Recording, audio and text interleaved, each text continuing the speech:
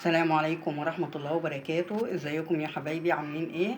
اخباركم ايه؟ يا رب تكونوا بخير. ان شاء الله باذن الله هعمل لكم النهارده يعني بصراحة طريقة يعني كله بيحبها وسريعة. مثلا عندك حد جالك انت عايزة تلحقي ترجعي من الشغل تعمليها بسرعة عشان ولادك جعانين. بتتعمل بسرعة. هنعمل ان شاء الله البانيه. هوريكم طريقة البانيه هتتعمل ازاي. اول حاجة هنغسل البانيه وهنحطه يتصفى. وبعد ما احطه يتصفى هقول لكم بقى بنتي هتعمل ايه. احنا هنعمل خلطتين.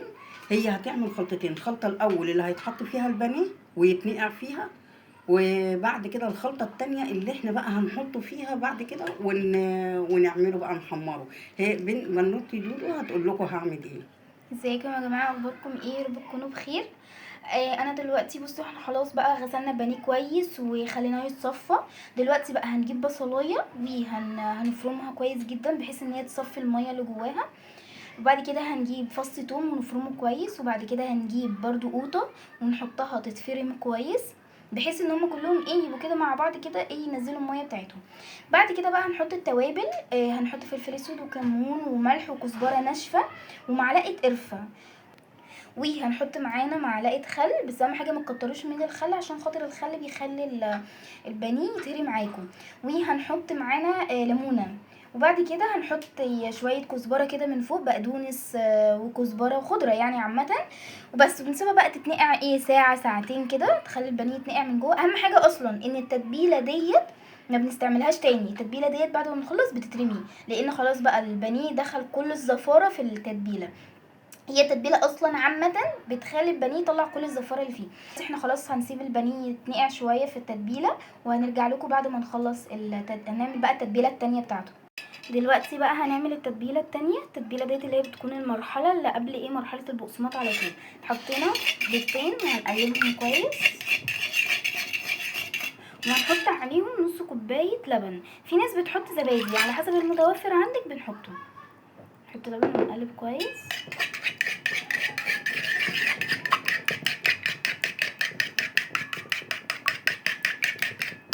وبعد كده هنحط معلقه دقيق بحيث ان التتبيله ايه تبقى ماسكه بعضها كده شويه.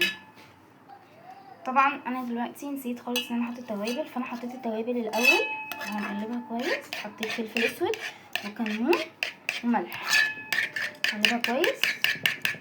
وبعد كده هحط معلقه دقيق، مش هكتر طبعا في الدقيق لان كده كده انا بطلعه من الخلطه ديت بحطه في بقسماط او دقيق، فهي اهم حاجه ما نكترش في الدقيق. انا بس بحط ايه معلقه دقيق بحيث ان الخلطه تمسك في بعضها. دلوقتي بقى هنا انا حطيت معلقه دقيق كده، معلقه اهي كده، بحيث ان ايه اقلبه كده مع بعض كويس بحيث ان هو يمسك مع بعض شويه.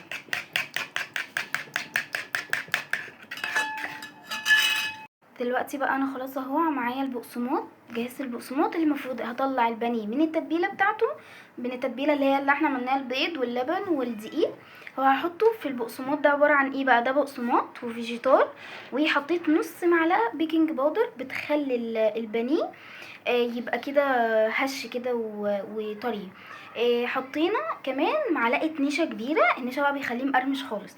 في تركايه بتبقى حلوه قوي بتخلي بقى البانيه مقرمش جدا. ده لو حد يعني ايه عايز يعملها، ممكن بعد ما تحطي البانيه هنا في الخلطه ديت اللي هي بتاعه البقسماط بيحطوه نص ساعه كده في التلاجة، بتخلي بقى البانيه طالع ايه مقرمش خالص. دلوقتي اهو يا جماعه خلاص انا طلعت البانيه من التتبيله بتاعته اللي احنا كنا حاطينها فيها. هنحط بقى في التتبيله اللي احنا عملناها التانية ديت، هنصفيه اهم حاجه كويس جدا، اهم حاجه نصفيه كويس جدا. وبعد كده بقى نحطه فين؟ في البقسماط معانا اهو. نعمله في البقسماط كويس جدا، اهم حاجه نعمله كويس جدا اهو، وندوس عليه كويس ونملاه من كل الفراغات ديت اهو، وندوس عليه كويس جدا اهو.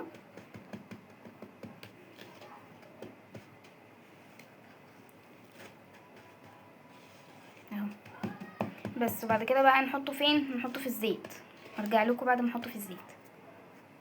دلوقتي بقى خلاص انا حطيت اهو البانيه في الزيت. اهم حاجه ان الزيت يكون سخن، وما تحطوش زيت كتير، يعني الزيت ما يبقاش كتير علشان خاطر ايه ما يبقاش كتير على البانيه فالبانيه يتملي زيت. الزيت يكون سخن اهم حاجه، ويبقى قليل كده.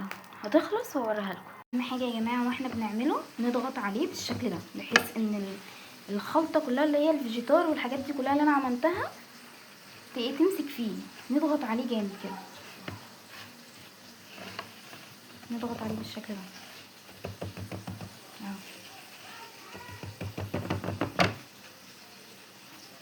نضغط عليه جامد كده.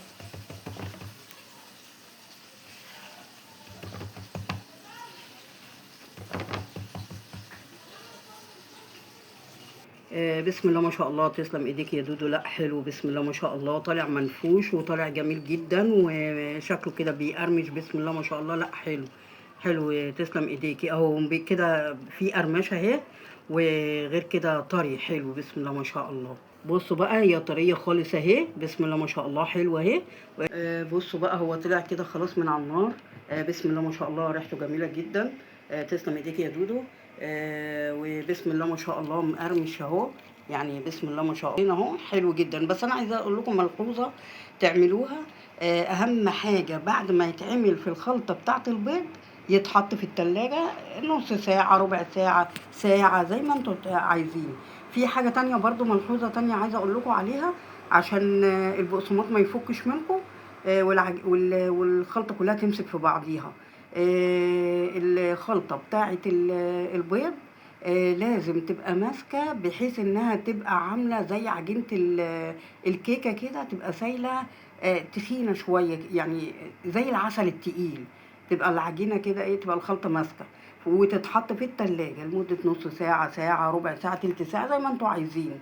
عشان كل ده بقى بيخليه يمسك في البانيه. تقوم لما تحطه بقى على النار، وغير كده الزيت يبقى زيت بيغلي، يعني مش زيت بارد او سخن، لا يكون زيت سخن، يعني مش بارد، يكون سخن جامد. وتعملوه على الوشين وتطلعوه، هيطلع حلو ان شاء الله باذن الله. دلوقتي احنا خلاص خلصنا الوصفه بتاعتنا النهارده. ان شاء الله باذن الله نشوفكم في وصفات تانية جديده ان شاء الله. الحمد لله ان هي طلعت جميله وحلوه، وجربوها تطلع جميله جدا. اشوفكم في وصفات تانية جديده. سلام.